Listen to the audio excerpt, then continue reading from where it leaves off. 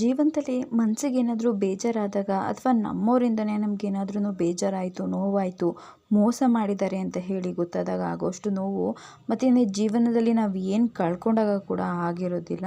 So ಅಂಥ ಟೈಮಲ್ಲಿ ನಮಗೆ ಮನಸ್ಸಿಗೆ ನೆಮ್ಮದಿ ಅನ್ನೋದು ಸಿಗೋದು, ನಮ್ಮ ಮನಸ್ಸಲ್ಲಿರುವಂತಹ ಬೇಸರ ಅನ್ನೋದು ಹೋಗೋದು ಯಾವುದಾದ್ರೂ ಒಂದು ದೇವಸ್ಥಾನದಿಂದ ಅಥವಾ ಧ್ಯಾನ ಮಾಡೋದ್ರಿಂದ, ಪ್ರಶಾಂತವಾಗಿರುವಂತಹ ಒಂದು ಪ್ರಕೃತಿಗಳ ಮಧ್ಯೆ ಹೋಗೋದ್ರಿಂದ, ಅಂಥದ್ದೇ ಒಂದು ದೇವಸ್ಥಾನಕ್ಕೆ ಅಂತ ಹೇಳಿ ಇವತ್ತು ಕೂಡ ನಾನು ಹೊರಟು ಬಂದಿದ್ದೀನಿ.